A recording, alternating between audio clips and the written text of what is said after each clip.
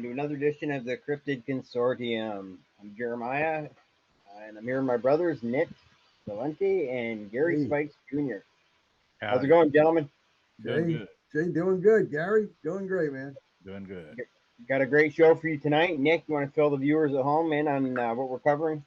Oh yeah, what we're covering tonight. He's got a few names, but what he usually goes by is Champ. Up in Canada, they like to call him Champy, and some people just call him Champs with an S. It's the Lake Champlain monster. Yep. Now, just to give you a little background, Lake Champlain is a natural freshwater lake. It was formed, I guess, millions of years ago when the Yeah. glaciers split the continents, and just like over in Scotland, where their little monster hangs out, uh, that's also an inland type of water source. Yeah. It doesn't go out to the ocean. It's a freshwater source. Um, and just like Loch Ness, Lake Champlain is over 400 feet deep, guys. Hmm. Over 400 feet deep. So, I mean, and I have to say, since like 1992, this is 92 on, there's been over 600 sightings Yes. reported Of Champ. of Yes. Champ Yeah. in that area, in the Vermont, New York, and Quebec area, because that's where the lake touches. It touches Quebec in Canada. It touches Vermont and New York State. And Yep. some sightings, by the way, this is good to mention. Some sightings, like our other, like Gary's other favorite, Mobembo. Uh, Eminem. some Eminem. Yep. Some sightings were seen on land. Yeah. Now, what Champs actually looks like, he looks like a water dinosaur looking creature.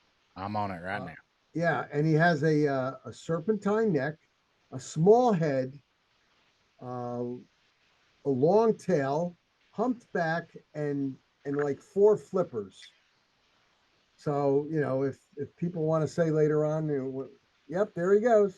There it is. That's exactly what it looks like. I don't want to jump to the end and give my conclusions on what he could be, but sure does look like something that I've seen in the zoology books. That's not around, not supposed to be around anymore Yeah, anyway. not supposed to be. So how long is this thing supposed to be? Well, Well, yeah, go ahead, Jay. yeah, I got lengths from 35 feet all the way. Now the what I'm about to mention, it was in 1837, I think, in the 1813, something like that. A captain on a ship, 1819, excuse me, described it at 185 feet long. But here's the kicker: he was about 200 yards away from what the other witnesses said. So that's kind of And a long uh, ways away to yeah, judge Yeah. length of a and it's creature. Well, even also in the 1800s. Yes. I got that same report when I was researching it, and it doesn't say if he used a telescope or any kind of No. magnifying thing. So I think it was to his eye. Yes. So it could have been, he could have been off. Now, what I got, and Gary, see what if you found anything on this too. What I got is that Champs is about 25 to yeah. 35 feet long Yeah. Hmm. from his pointy little nose to his little tail over there. And basically, yeah, that's a artist rendition of what he looks like, but Yeah. that's pretty good. That's pretty It Well, good is. because the reason I asked that is because we all knew, but everybody keep in mind the size, because that's going to be an important factor throughout this whole Yeah. how would we say, show. And the Abenaki and the Iroquois, like we were saying beforehand, they've been talking about this thing for centuries. Absolutely. absolutely yes. They actually warned the French explorers not to disturb the water on this lake. So in my opinion, when the Native Americans talk about something for that amount of time, that to me anyway, that lends a lot of credibility. Yeah. Yeah. Well, I think the key point that I was wanting to bring up in this is the longevity in early reports Right. from the 1700s all up, Hmm. because Anglo-Saxon or white man has been in this area for since the early 1700s, maybe Yes. a little bit before that. I mean, this and one thing about this, there's two reasons Lake Champlain is very important to me. One thing is because of the late great Scott Mattis. You know, Jeremiah, I mean, you both knew him, so we Great guy. But the modern day ranger, the Army Ranger, was founded at Lake Champlain by Robert Rangers, and Okay. and he ran all up and down in the War of 1812. 1812. Sorry, my brain's, I got so Sorry. much in my head. He ran all up down the east coast of Mhm. Lake Champlain. And I didn't have enough time. I've got his biography. I was trying to read through his book to see if he had any sightings. Yeah. But the main thing, I think the early reports, the length is going to be more accurate than the later ones because of them using canoes. Because and the early reports that I was reading, they were saying that this thing was longer than the canoes. In the canoes. And most of those canoes was 5 to 6 man canoes. They was about 25 to 30 feet long. You know, the Hudson Bay trapping canoes and stuff. Right. Like that. And remember why they were so long is because they would put the skins Absolutely from the animals yes in those things, so they needed Yep. room for 5 guys yes and everything. Now, something I wanted to mention was the first time old Champs here was seen. He was seen by a French explorer, Samuel de Champlain. Yep. Now, that was in 1609, guys. Yeah. 1609. He wasn't the only one that saw it. As a matter of fact, old Sammy, he didn't write this down in his captain's log. He just kind of blew it off. His first mate used to keep a diary. And at the time, they also had a couple other people there who also kept diaries. And they made a drawing similar to this, the one that Gary has up right now. Yeah. So this is back in 1609. It's just funny that the lake is named after Samuel de Champlain, and he doesn't mention, yeah, I saw this odd-looking animal out there, but several of his crew members did write this down, and the diaries were noted. God, 200 years later in the 1800s. Yeah. By historians. absolutely.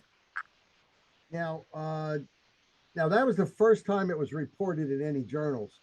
In July of 1873, a crew that was working in the New York Canadian border area, Mm-hmm. they were laying train tracks.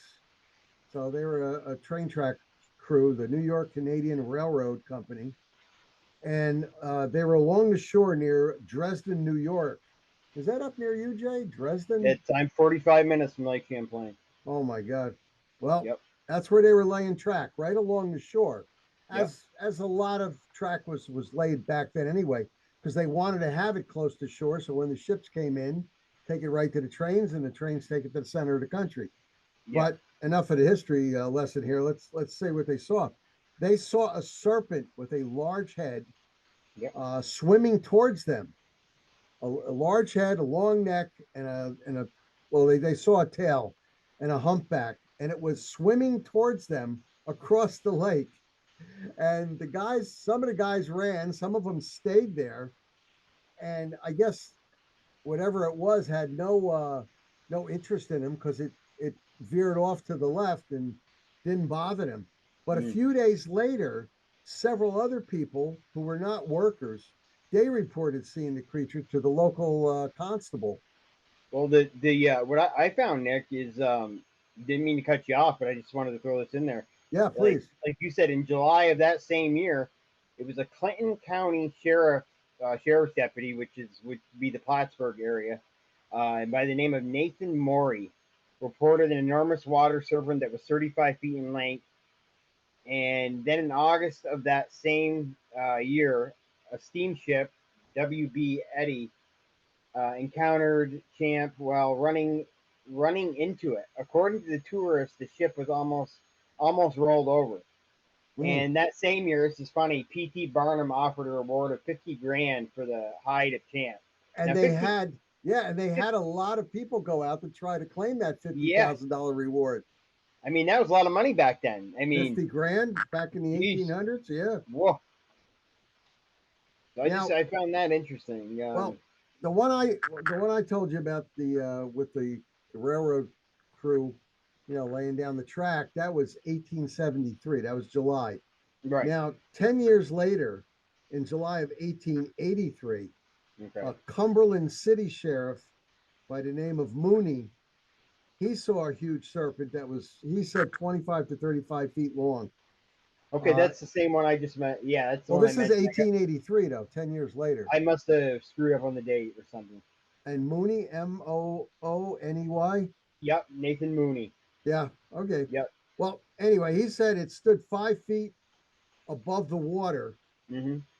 And during that summer, sightings of the creature were reported, like I think it was like 30 or 40 sightings. Yeah. And they brought it to the sheriff. So he notes all this down in a log that he has, he had at the time anyway. I guess historians are referencing his books because that's where I got it from, a historian. Hey, let's pull forward to more modern day now. And Yep. Gary, I think you might know a little bit about this. On July 5th, now you guys, you notice the whole commonality here. It's always in July. Yeah. July. I don't know Yeah. why, but July 5th, 1997. Oh, yeah. Sandra Mancy.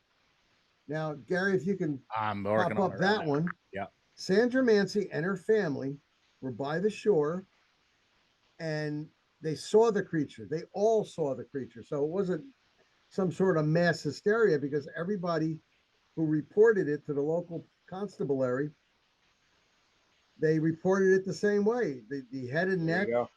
and they saw it 100 feet offshore. She took a color photograph of this. She stopped her car, got out, took the picture, got back in the car, and got out of there. But this picture, people, folks, this picture by Sandra, it has withstood the test of time, the scrutiny from the test of time from 1997. I'm sorry, 1977 77. until today. It's Yep. withstood the scrutiny that they put this picture through, and they said that it's absolutely has not. There's nothing been done to this. No. I mean, I don't know about you guys, but they didn't really have computers till the 90s. Right. That any of us could mess around with, and this one's not fooled around with. I've had this picture myself. I've blown it up. I've run it through different applications, computer applications, and there's nothing added to this picture. Yeah. Nothing added at all. And that does look like a head that's It turning off does. to the right. Yeah. That is a little hump, and that is a body. Yep. Well, I tell you what I did with it today, and I lost it because my computer crashed earlier. I had actually pulled up the abstracts and changed the texture and stuff to it to see that if I could do anything with it. And it has now, folks. You do got to understand the quality of this right now. When they sent this to me, this was a pixelated, smaller picture. So I'm zooming this up, so that's the reason it looks so pixelated. But I was able to pull up the originals on a video feed and screenshotted it and kind of messed with it. I couldn't even do nothing with it. And Well, remember, this originally was a three, was it a three and a half by 5 yeah, color picture, yeah, taken with a camera, a film camera, Mm-hmm. and they had to send it to a lab, and they developed it and they sent it back to the lady. yeah. So there it is. But scientists, photographers, everybody, cryptozoologists, biologists, marine biologists. I mean, I've read, I don't know about Jay, if you had anything on this, or Gary, but I've read at least 7 different, articles from people that have taken this picture apart, and they can't show anything other than that it really is some kind of a live creature. Yeah. Creature. I don't want to call it an animal. I want to call it a creature out Well, there in the water. in saying that, I'm gonna say this, and then we'll come back to it later.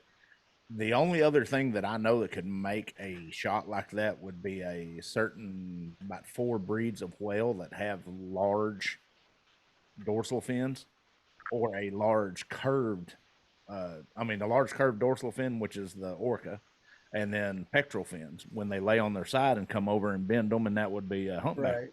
Neither one of these have ever been sighted in this lake. Ever. And this happened in 1997. If this picture would have been taken in the 40s or something like that, or even farther back, it'd be a different story. But this lake has, and I'll get into that here a little bit later, this lake has literally been locked out via dam by 3 different dams. Starting, the first one was Point Gowan in Canada, Right. on the St. Lawrence River, Yeah. since 1948. So nothing very big could come through there without going on land. Well, I don't think a So killer that whale can eliminates jump whales. Yeah, Yeah. they can't jump those locks. But you No. know why it eliminates anything that comes from the ocean, guys? All right, Fresh water. from my study of zoology, this being a freshwater area, the whales, as well as any other saltwater creature, they need the salt water. Yes. Yeah. They hit that fresh water, their cells start to dry up. There's only 2 known, 1 mammal, 1 fish that can go up river, and that's the Amazonian porpoise and then the bull shark. And they've Can't the been Greenland do it too? There's one more thing that can go from fresh brackish. water to seawater, and that's an alligator. Well, yeah, a crocodile. Gator, yeah. Yeah, but Crocodile, they're actually an air breather also. Right. I thought the Greenland shark can do it too because they're I starting think to they see them can. in the Bay of the St. Lawrence. They're seeing Yeah. them. Yeah. But even at that, there is nothing here that's No. comparing this picture to any of those. Now, I thought even a seal, because seals, we'll get into that later. I thought about a seal, that being a seal's dorsal, I mean, a pectoral coming over, but that's 3 or 4 feet out of the water. There ain't a seal on this planet that's got a 4-foot long pectoral. No, there's nothing that's that big. That's No. just too large. But like I said, any seagoing creature that could possibly get in here, it would die because they need the salt to absorb the water to keep their internal organs moist.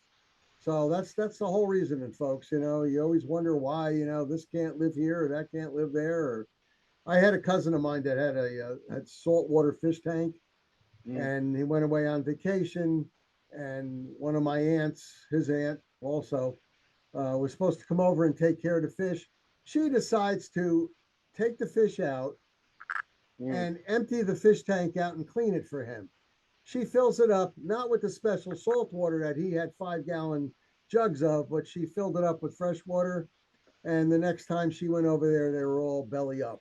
Yep. So they can't last. You need to provide the environment that the creature comes from, unless of course you're an alligator or a crocodile, in which case, or a seal. Yeah, or a seal, in which case, wow. Well, I don't think they did it in Australia, but what I was going to get at is, of all things, they imported crocodiles and gators to Australia and put them there in the ocean and on the beach so that they could kill the overwhelming number of sharks that they have out there. Well, now you can't go on those beaches because not only is it not safe to go in the water, but it's not safe to go on the beach because the crocodiles are going to be running after you. Isn't that crazy? One manhunter, and then you put another manhunter out there. So you got 2 problems. Yeah. Australia, man, everything wants to kill you. That is one country where, everything. Jake's everything wants to kill you. Everything wants to kill you in Australia. It's unbelievable. My one buddy John was up there, and he was doing he had his buddy film him while he's leaning up against a tree, and he's talking about going into the woods in the wilderness, and he's holding his drone, and what crawls up down right to the top of his head is a gigantic spider. It's about this big, and I don't know. I forgot to ask him what it was. I will tomorrow because I'm going to write a note here. I don't know if it's a wolf spider or is it a kangaroo spider or what, but this thing was huge. And the guy who's filming him saw it and he goes, "John, get away from there now." He drops his drone and he jumps. And he's lucky he didn't break the drone. Just a minor adjustment and he got it fixed. Poor guy just paid like $400 for the drone. But I mean, Australia, it doesn't matter where you go.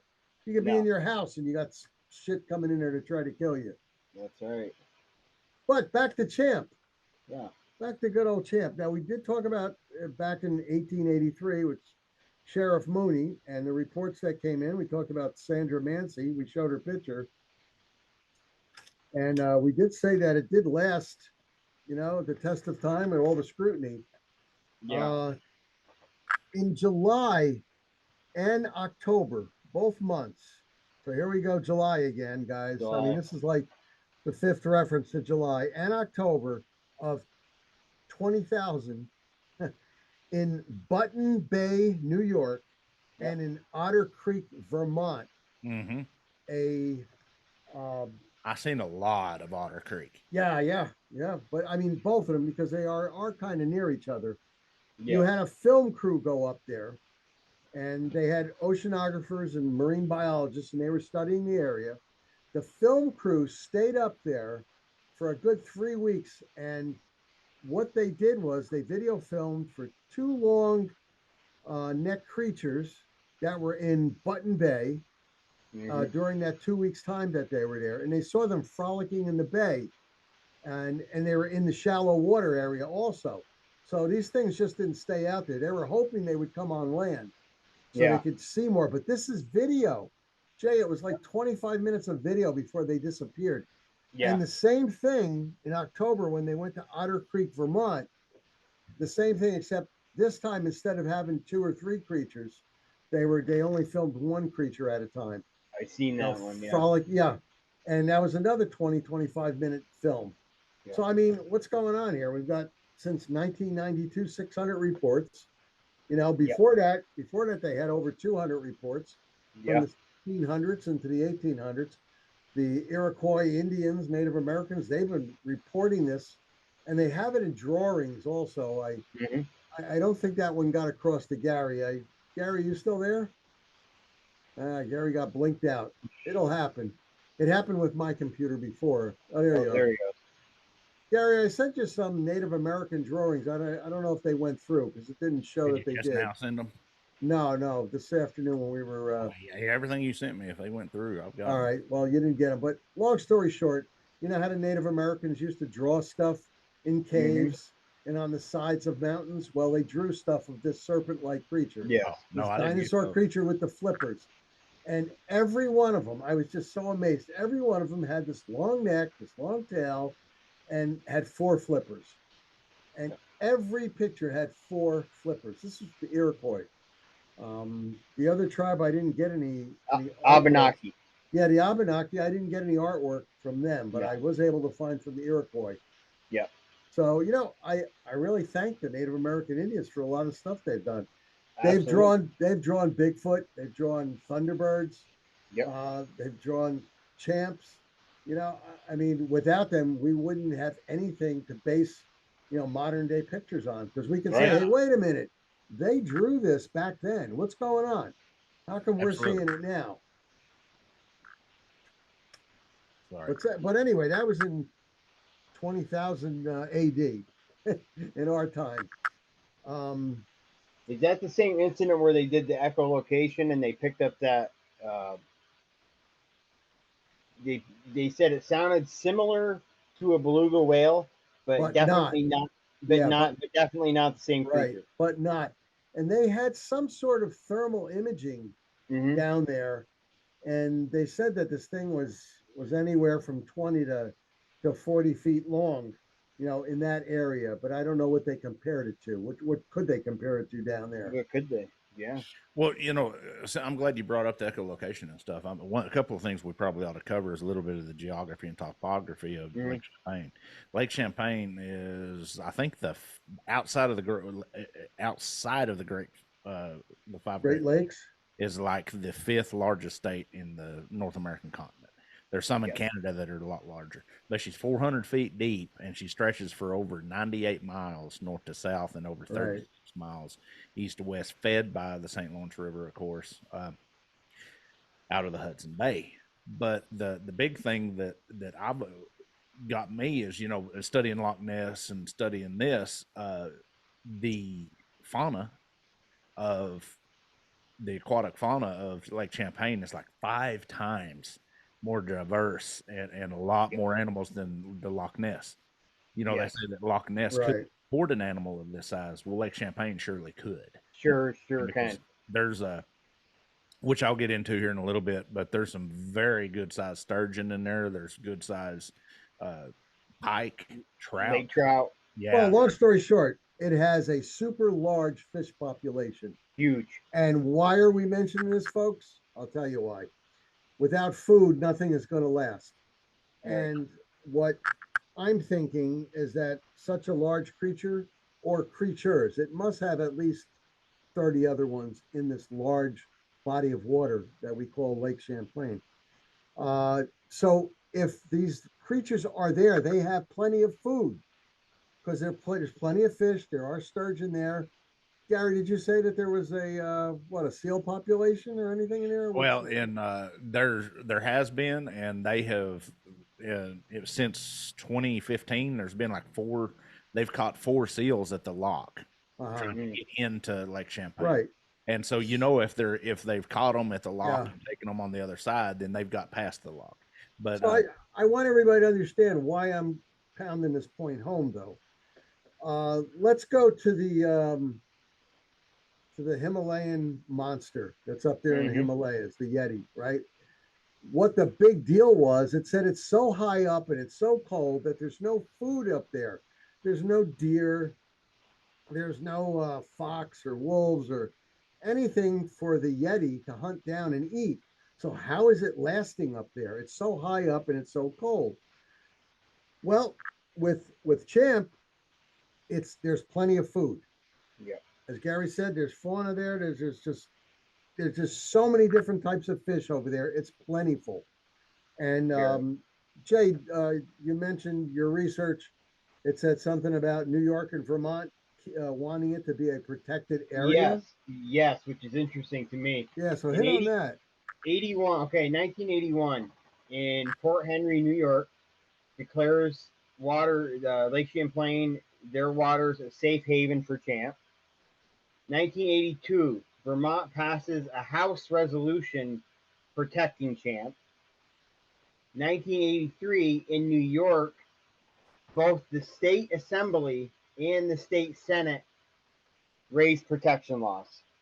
Now, guys, listen to what Jay just said, right? Everybody, what Jay just said is that the governments of these 2 states, now I don't know if Quebec did anything, Quebec, but the government of these 2 states are protecting a cryptid.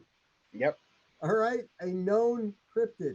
And there's a lot of stone monuments to Champ out there all and around the place. And there are, from my research, I saw a lot of signs, metal signs that are up telling people, not to go out there with motorboats and to watch what they're doing and not go after this supposed cryptid. Why are they protecting something that they're calling a cryptid, guys? Right. Jay, like what you said before, do they know something that they're not telling us? Something? Yeah. That's the only thing I can think of. Now, I know it's not to the end of the show yet, but I want to bring this out. In all the research and all the photos I saw, and I got to tell you guys, Gary, I only sent you a few photos, but in all the photos that I saw, the drawings that Native Americans made, the drawings that some of the trappers made back in the early 1800s. Now, the early 1800s, they made drawings in their diaries. Seemed like everybody was keeping a diary or a journal back then. Yeah. It did look like, and I'm going to say it, and I think what Champs is a plesiosaur. Because a plesiosaur has that neck, has the tail, has the hump, and it's got the flippers, 4 flippers. Not 2 flippers in the front, but 4 flippers. And in order for it to last that long, there has to be at least 30 or some odd other ones in that area. Gotta be. But like Gary said, the thing is like, how many miles long, Gary? 90 miles long? Over 98 miles. The main part of the lake. 98 miles part, is the main part. Now, the main part of the lake is 98.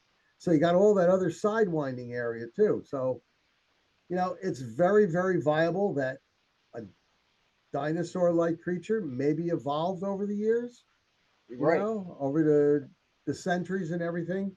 And especially being that deep too. Yeah. I mean, over 400 feet deep. So 400 feet. A plesiosaur is what I personally think it is. I do too. Now, I don't think that's a plesiosaur in Loch Ness. However, I think that's something totally different, but that's for another show. Right. And there's Gary giving us a view of Google Earth. And what is it? Okay, the main part of the lake. I gotta go The farther big back. part. 67 miles long, and that's just the main part. Uh-huh. Yeah. Go here. And as you'll notice, there's another big part over there to the right.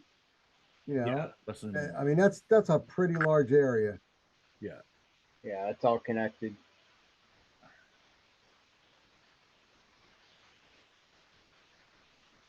and this narrower spot talking 15 miles wide.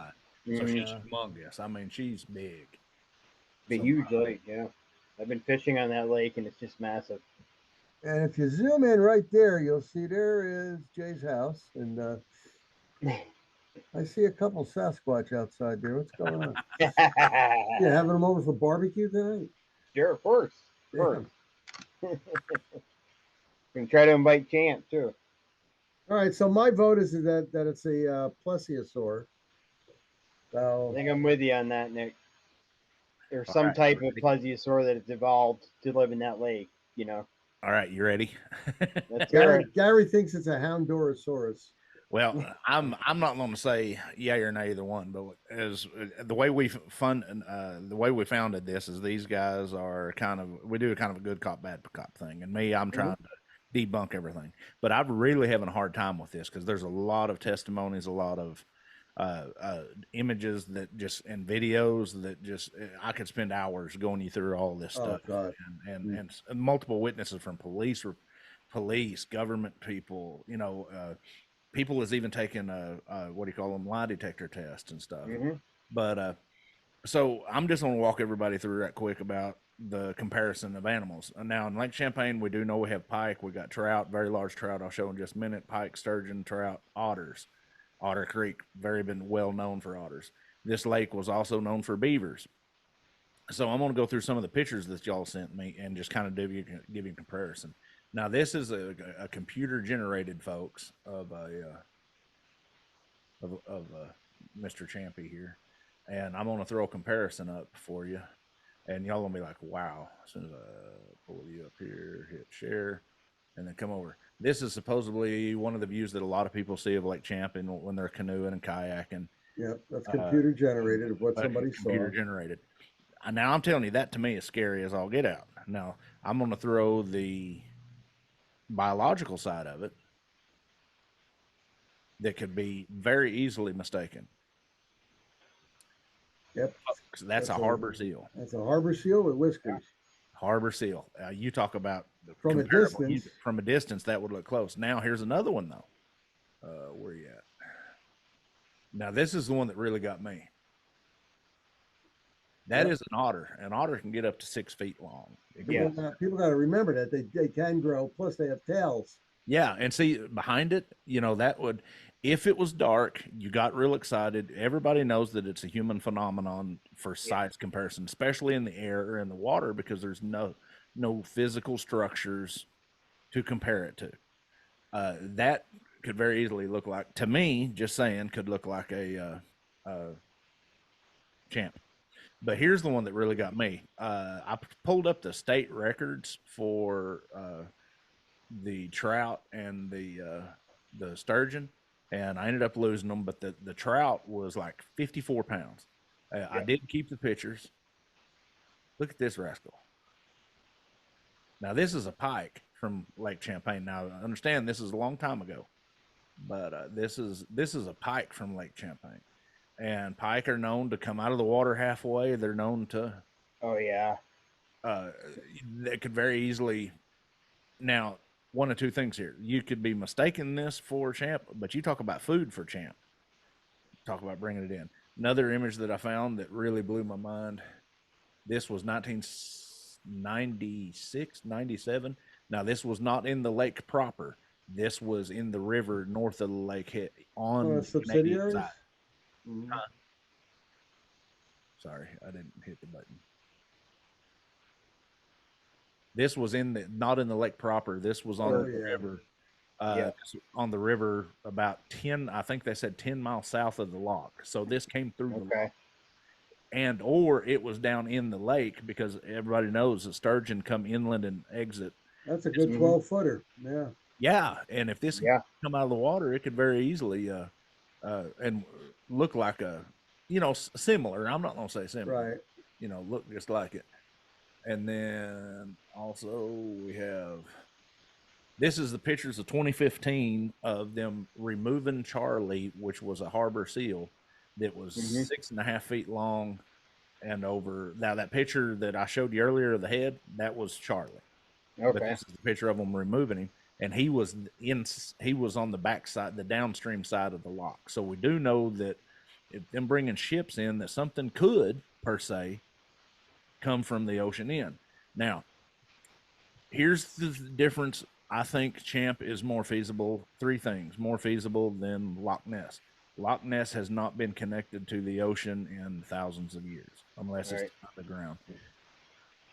It's 1948, folks, when the first dam was put in on the St. Lawrence. Anything could come through if it wanted to. The depth is there, a lot more fauna to live off of. And believe it or not, I hate to say it, in the past 30 years. Now, Nick, you might agree or disagree with me, but in the last, I compared the amount of sightings in the last 30 years to Champlain to Loch Ness, like triple. Yeah, there's like 3 to 1, 1 Loch Ness to 3 of Champlain. Well, what I found was since 1992 till today. Well, that'd be about 30 years. It's about 30 years, right? Yeah. So 31. There's been 600 sightings. Yeah. Yeah. So I mean that's a lot. I mean, if they had that much over in Scotland and Loch Ness, man, I'm going to tell you. But the Loch Ness monster is a big tourist attraction, a big tourist drawer. I mean, they make millions of dollars a year because of old Nessie. What's that, Gary? I didn't know y'all had them up there. Paddlefish. Oh, okay. Yeah. I've heard of them. I didn't know there's a lot of them, but I didn't either. That was on the east coast of Lake Champlain, and the reason I brought that up is this is the only fish. I'm glad Nick brought that up. This is the only fish that is coincidental of both lakes. Yep. So if we have the same fish in the same lake, I wonder if we could have the same type of creature. Yeah. I didn't mean to interrupt you, Nick. No, it's all right. But yeah, you're right. 600 sightings since, the 90s. Yeah, and now 2 things in comparable that. And Nick, I'm glad that you brought up the whole tourist attraction thing. Oh, man. Lake Champlain don't need Loch Champ to bring people in. It's one of the best rated fishing and vacation spots in the upper Adirondacks all the way in. Absolutely. They go from 3 different states, 3 different countries, literally. There's a lot more, and that would be in correlation to how many sightings we have, is there's a lot more people around Lake Champlain than there is Loch Ness. Right. I honestly, now you was talking about the July thing. I did bring up,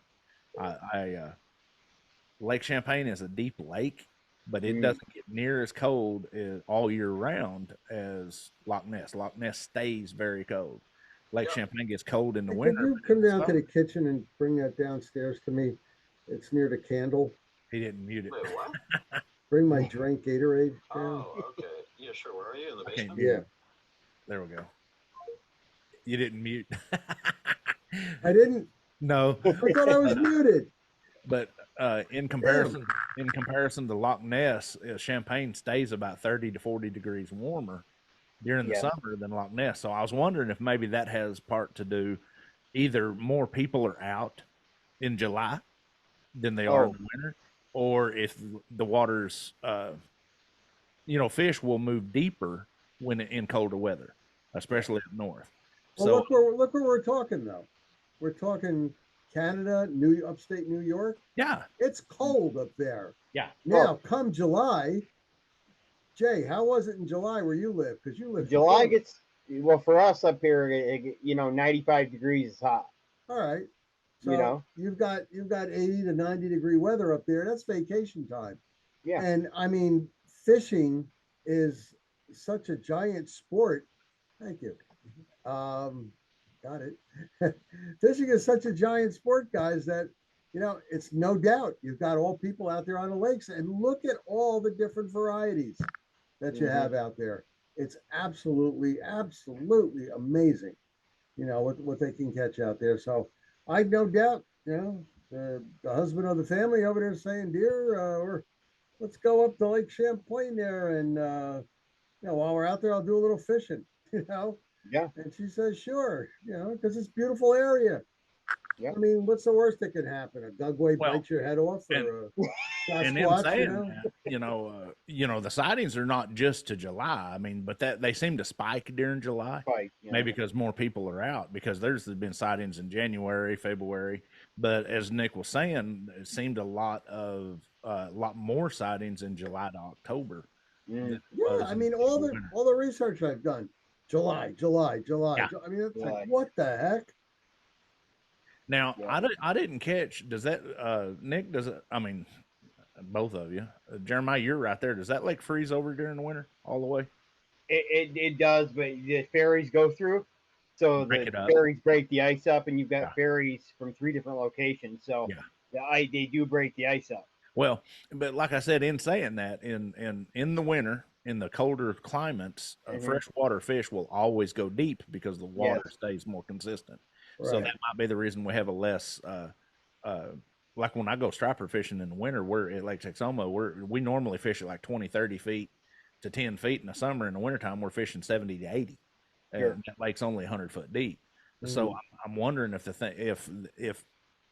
if, and I'm leaning towards that it is, if Champ is real and she is a plesiosaur, say that 3 times fast, would follow the fish, that it would go deeper, after the fish. Makes sense. Yeah. A couple of flips of the flippers and it's down there. I mean, come on. Yeah. It's probably over there gobbling them up. Well, that's where I'm going to do some research in the near future. If anybody has determined if a plesiosaur was a fish or like a reptile or a reptile. So it had to breathe air. Yep. So that's interesting. But look at a porpoise. A porpoise can go down for 10 minutes and then it can come up, and maybe this one being larger, maybe it can dive down deeper. But it's also it has also been seen on land. Yes. That's the kicker for me. The only thing I can figure that is the only thing that would even come close to being misidentification would be a seal. Yeah. But the seal ain't got a long neck. No, it doesn't have that long tail either. No. Yeah, not 35 feet long. We're talking 4 flippers here, not just the 2 front ones. I mean, 4 big flippers. But when they were seen on land, all the reports I've read, let me see. I'll give you the right thing here. 7 of the reports were from the police department, and the people told them that it came onto the shore. It didn't walk across the street. It didn't go far from the water. Yeah. So that was 7 of the reports that I have here. I've got some more stuff on it of them coming out of the water, but it's more sketchy. The one that caught my attention about coming out on shore, and once again my computer crashed and I lost all my stuff I had pulled up. But in the 70s, a lady and her husband was fishing, and they was fishing on the bank, and the thing literally came up, not completely out of the water, but came up out of the water to where it was raising its head. Yeah, close to them. And its head was above her husband, and her husband was 6 feet tall. Yeah, 15 feet, I think they said, right? Yeah, at a distance of it was like 15 feet tall, but at a distance of like 35 feet. And it wasn't even dark. It was like just in the sunset. Right. I read about that too. They said they got real close to it. Yeah. And she was so excited. She had a camera, but she didn't pull it out of her bag. So that would have been probably the best shot anybody would have ever taken of one. Shoot, yeah. Absolutely. Now I have a report here I didn't mention before when we were talking about the trappers, the French trappers. They were going through there, and like Jay said, the Native American Indians warned those trappers, don't aggravate the water too much. Well, they had to get back home, and by get back home, meaning they went from the Quebec side over to the Vermont side. So, what these brainstorm guys decided to do, all five of them, was to paddle double time, extra hard. And you know, when you paddle extra hard, you're hitting really hard. Yeah. Instead of going nice and easy, gliding across. Now, Gary, what you showed was about 14 miles across. That's where they were crossing straight across. And what happened to these trappers, and they were fully loaded down in their 25-foot canoe, fully loaded down with skins, right? The front and the back area and everything. Well, it seems that Champ must have went underneath them and stood up because the hump hit the middle of the canoe, took them in the air, and flipped them. And the head was here. So it totally flipped them. And this is back in the early 1800s. So they got totally flipped. It's That'd have been a little bit scary. Yeah, but luckily this lady and her husband, when they were fishing, you know, had that he wasn't a little closer. I'll tell you something, it could happen. It's accidental. A lot of times out in the ocean, you've got these boats that are 25 feet long, sometimes 40, 50 feet long, and a whale comes up underneath them, you know, shooting out of the water. This one boat, I think it was a 47-foot sailboat. It had engines also. And I think if you have the engines on, the noise keeps the whale away, but they were just using sail. And this thing came up 5 feet off of the left-hand side of this 47-foot sailboat. Came straight up and then crashing down. I mean, can you imagine? Come in a little, about 10 more feet, it would have come up right underneath them and destroyed them. Oh yeah. Well, I'm gonna do. I know you're probably ready to wind it down, but I'm gonna say something on this one. We mentioned him before. A few years back, me and Jeremiah got the great opportunity of. I kind of want to dedicate this show to a friend of ours that actually we had interviewed doing a on Champ, and he passed away back in July of 2020. Go ahead, give Scott's name, full name. Yeah, Scott Martis, one of the greatest. Done. Great guy. Greatest guys. Here, let me do this real quick.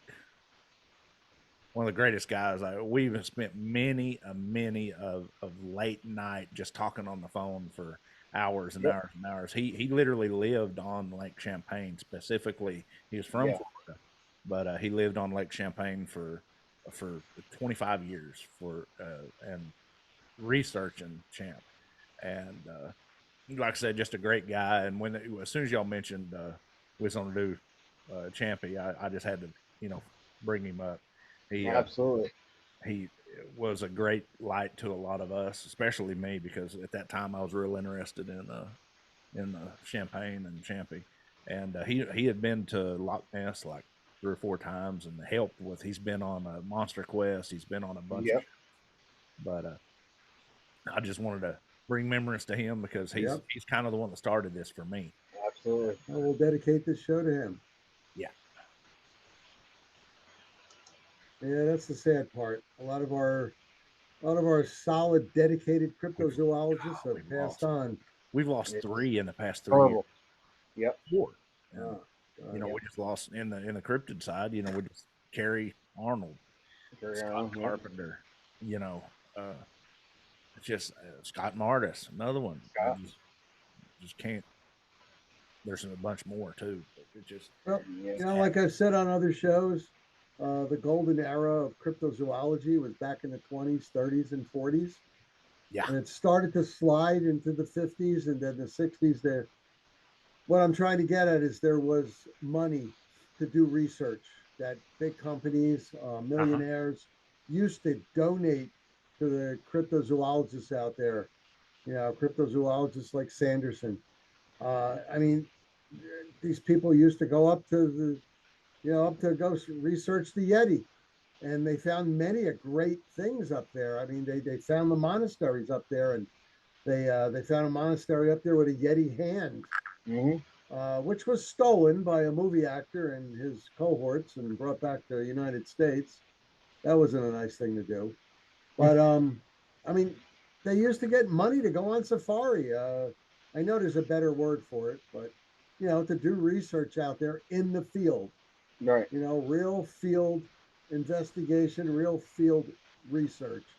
And the 20s, 30s, 40s, some of the 50s, it must have been great back then, guys. Because you could connect up with these people who were biologists and archaeologists in their own right, and then they switched over to cryptozoology, studying these different cryptids that have popped up, and absolutely amazing. It must have been a fantastic time. In fact, there was the Society of Cryptozoology, and it was a wonderful house. Uh, they would meet at this house. It was like a club, a boys' club type thing. And all these brains of the time, these biologists and archaeologists and cryptozoologists, they would all meet, and they would, in this wonderful room with the leather chairs and the fireplace going, the brandy sniffers, and they would talk over all these different things of what they're going to do, what safari they were going to go on next, what they were going to find, would they find it, what they were going to do, how they were going to do it. It's amazing that we lost all that time. Nowadays, you couldn't get $1 to go towards cryptozoology. Nowadays it's on your own. It's on yourself, and you're relying on other people to report things. And if you can get out there with the team and check out that area and make footprints, cast the footprints and claw marks and differentiate between a bear claw mark and a dogman claw mark, a footprint with a toenail that comes over the side being a Sasquatch versus a regular human walking barefoot out there. Unless of course they don't cut their toenails, in which case you're going to see some stinky foot tracks. But I mean, there was just so much great stuff that they were able to do back then. Yeah. They did most of it by the old electric light bulbs and gaslight and all that stuff, and they'd be writing their notes on real paper, like I still do, Yeah. with pens and pencils, and keeping journals, which people don't do. I mean, folks, you got to get yourself a book, and with real lines in it, right? And put down your notes, where you've been, the time of the day, what the weather was like, what did it look like, what did you feel, what did you smell? Use your senses. That's one good way to put down a report.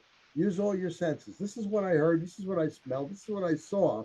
Hey, this is what I felt, the hair on the back of my neck coming up, because I knew something was out there. This is what happened. Absolutely. You use a little bit of a scientific approach, and Gary, you would probably back me up on this, a military approach too. Well, we would use binoculars first to scope out the area. I think you're bringing up a very, very, very important factor in all this. We're talking about Lake Champlain, talking about Champ. We've talked about the Makobe Gimbo or whatever. But I think people just get their mindset down on one thing. I ask people so many times when I take a report, well, what was the temperature? I don't know. Yeah. What time of year? What was the barometric pressure? Well, I don't know. Or they find a casted track, and I'm like, well, where's the rest of them? What do you mean the rest of them? If there was one track, there had to be more. I think people get such a narrow mindset and just look for one thing. I love how you put that, Nick, about observation. Just write down everything. I don't care if it seems trivial to you. I was walking through the woods and I found a track. Well, as I was walking to the other track, I looked over to the right and like 30 yards off, I seen a spider web. Write that stuff down. This is for people like us. This is how when we put all these reports together, I've got hundreds and Nick's got hundreds. And as we put this stuff together, that information means a lot. I really think people could take, I'm gonna make a lot of people mad, and I don't care. People could take a lot of lessons from law enforcement, just like Nick said, military, scientists. This procedure, folks, scientists have literally proven the existence thereof of every known species. They have healed all kinds of real world diseases using the same method. They use it in universities, they use it in the governments, they use it everywhere, and a bunch of crypto people, I'm not even going to give them the title because they don't deserve it, think they're smarter than these. We don't need those procedures. You're out of your mind. How are you going to prove something unless you can prove it to the scientific community? Absolutely. Exactly. Like you said, you got to use the military and the law enforcement adage of who, what, when, where, why, And you know, and how. And also, you got to use the scientific procedure of your senses. And it's easy. You always have your senses with you. absolutely. You know, what you see, what you hear, what you smell, even what you taste. Sometimes I can, and something's coming across in the air and I can taste it before I smell it, you know, and then you might be able to feel it. You know, something's wrong. Well, you know something, folks, if you sense that there's something wrong, there is. There is. There definitely is something wrong. Yeah, you're right. So, you know, Yep. not only do what I've preached for the last 4 years now on podcasts is always look up, because people like to look down too much. Absolutely. You're looking down for tracks. Yeah, that's good, but look up. Look But up. also look at your six. You Yeah. know, look behind you, or have somebody designated to turn around every 25 seconds or so. Yeah. You know, and just take a casual glance. Every 150 feet, stop, take out your binoculars, And observe. wide angle Observe the binoculars, area. observe 360, Yeah. look up also, and then look around. And folks, if you're, I know my team and I, we go out at nighttime, but we're trained to do that. These guys are highly trained. They're at one time the best of the best. Yes, they are. So what I'm trying to get across is this. I had a report last week of this one gentleman who decided to get up a team just like I have, except they were not as trained. And they went through this farmland area that nobody supposedly owned.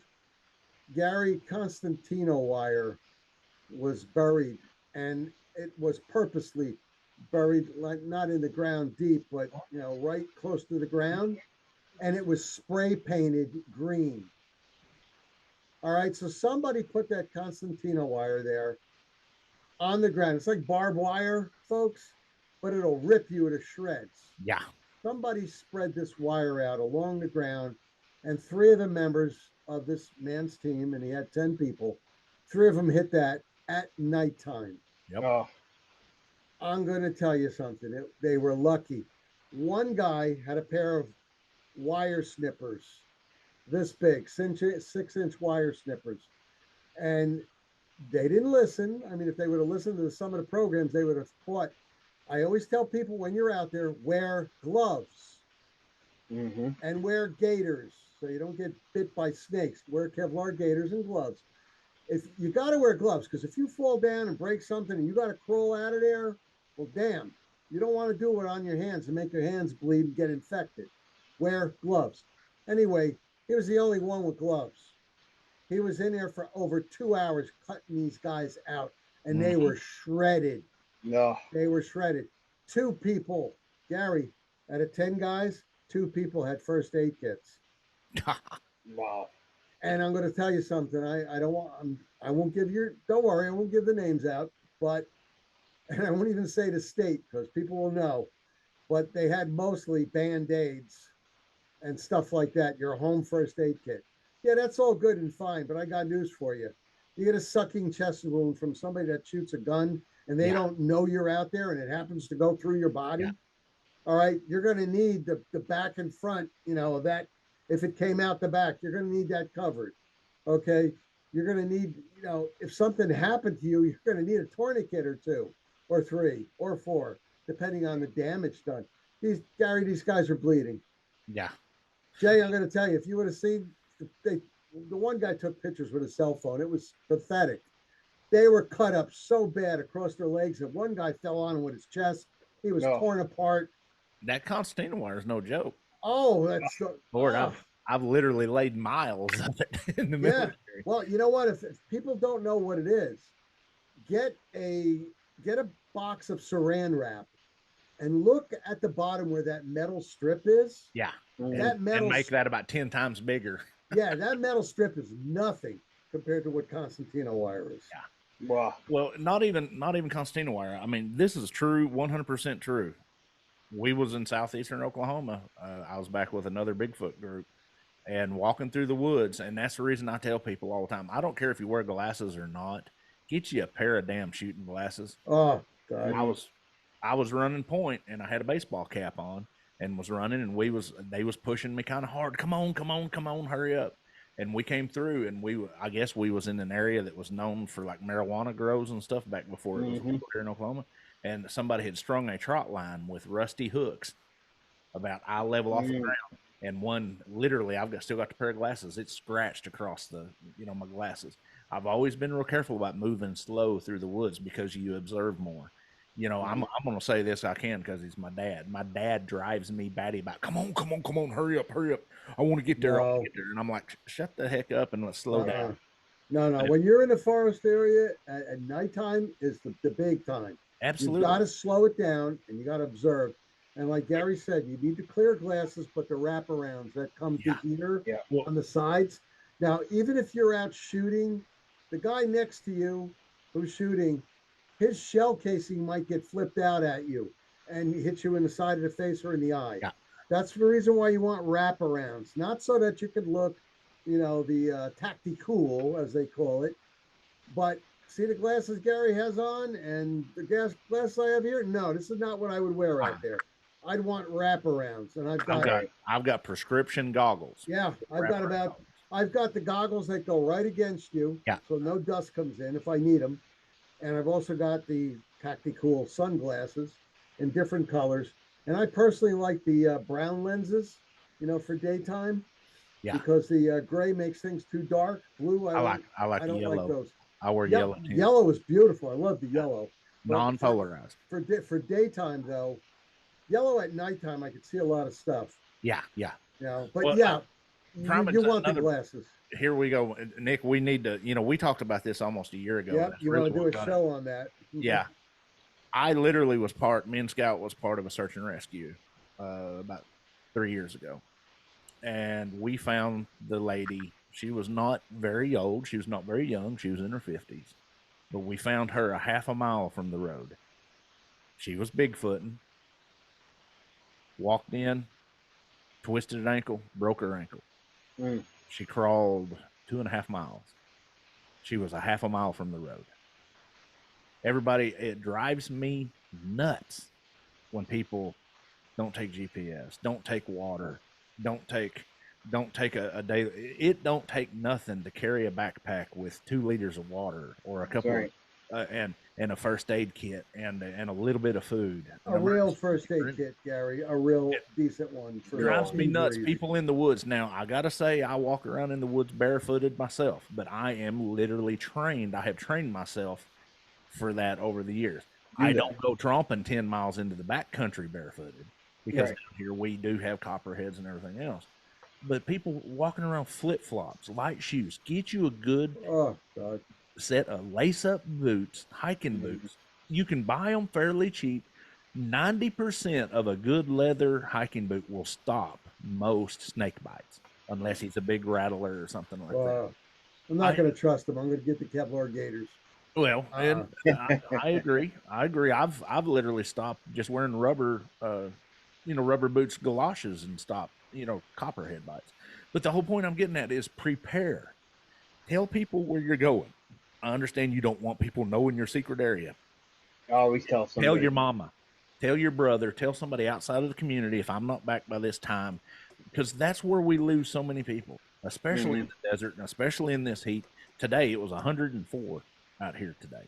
You can literally die in 8 hours if you're injured. And it blows my mind how arrogant people are doing research and not being prepared. I myself have ran out of gas in southeastern Oklahoma because I didn't factor in that we was going to be 20 miles from the store. Right. And I got sidetracked and wasn't paying attention. Luckily, I had a cell phone signal and was able to call somebody else in. But I don't do that no more. I go with a full pack. I go with people laugh at me. They call me Dora the Explorer. Well, you know what? I'm not going to say the word I was going to say. I'm the only individual here that has the training that knows, and I'm the one carrying the backpack. I'm going to be trying to save y'all's butts. It just drives me nuts, the arrogancy. The same way with the research. Observation. It's the same all the way. Everybody has an education. You all went through biology class. Use the same tactics. And then don't get offended when guys like us ask you those questions and look at you funny when you didn't do it. Well, I didn't do that. Why didn't you? You know what you're supposed to be doing. Sorry, you get me on a tangent. No, I know. I mean, it drives me batty. You know, like I've been out there, and my team of 7, we said, all right, we'll let you 10 people come with us, meet us here at 0 dark 30, and we're all going to go out. And they meet us, and they show up, no backpacks. And there a couple of them made fun. What are you guys doing? How much that backpack weigh on your back? I said, it's about 28 pounds. And I said, he goes, what do you got in there? I go, well, besides around my waist, I've got another first aid kit. I've got plenty of water. I've got food in case I get lost out there. Got my GPS. You got first aid kit? I said, yeah. I said, what happens if you get poison oak or poison ivy out there? I could treat you. What happens if you get bit by a snake? I'm going to have to tourniquet your leg or arm or where you got bit and get you the hell out of there to get you anti-venom, because I can't do nothing for you. Oh, you can't cut it and suck it out? Yeah. That don't work. I was going to say something, but I won't say it. Yeah. But anyway. I'm so sick of that. I've seen it on a movie. It doesn't freaking doesn't work. Suck out venom. You got to get them to a hospital, and hopefully you can tell them what kind of snake it is or where it was, so that they'll figure out what kind of snakes are in that area and give you the anti-venom. It's just like nothing you've ever seen with people going out there. It's not even snakes. Yeah. A recluse bite will kill you. A black widow bite will kill you. Absolutely. And I just don't understand it. But not even that. Get off out in the woods somewhere and get in the wrong. This is the biggest thing for me. And I'm the world's worst about it because I love water, but they'll pile off out in the middle of a pond, end up getting a flesh-eating bacteria in their eyeballs.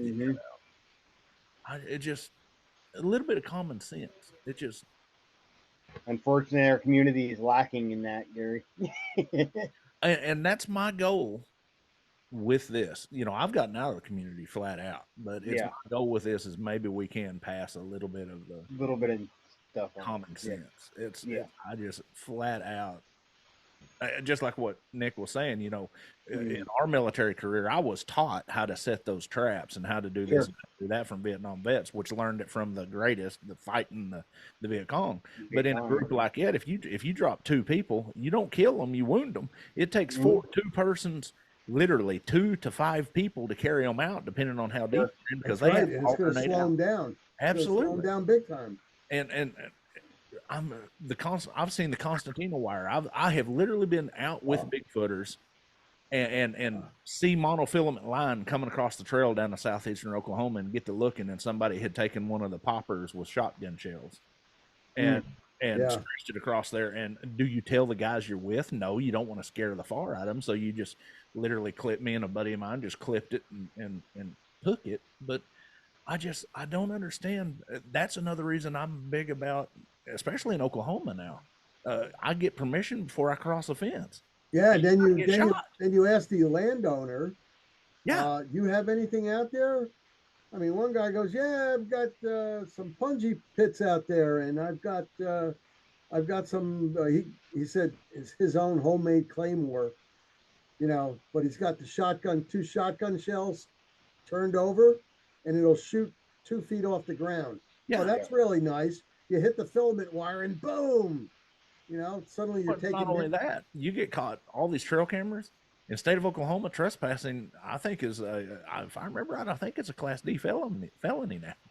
Is it? You get in trouble for getting on people's property without asking. Well, in Texas, I know that if you go on somebody's property, they can shoot you, and they can shoot you. You can't hear nothing Oklahoma can happen to them. Okay. Yeah, it's just I just don't understand. Another thing, I talk to so many people. I am highly allergic to wasps. Anaphylactic shock. Did you bring anything with you? Well, no. Why do I need to do that? Do you understand how many hornets nests there is in Oklahoma? Fire ants. I'm like, if you're half a mile to a mile in, I understand that you can get out.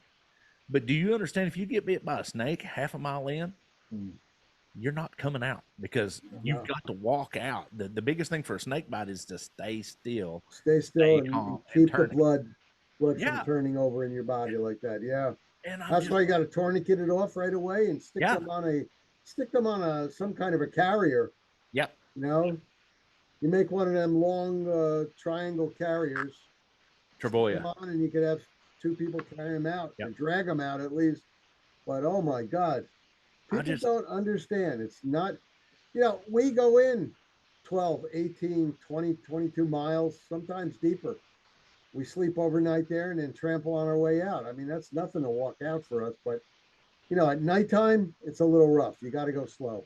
Yeah. So, folks, there's so many things you got to do before you go out there. Go out there with some skilled people and be careful. But anyway, I guess we're way over our 1 hour time. Yeah, that's all right. That's all right. But we'll be back next week with another great cryptid, everybody. I hope you enjoyed the show, and everyone have a great evening. Have a good evening, everybody, and stay safe. Bye-bye. See you next week.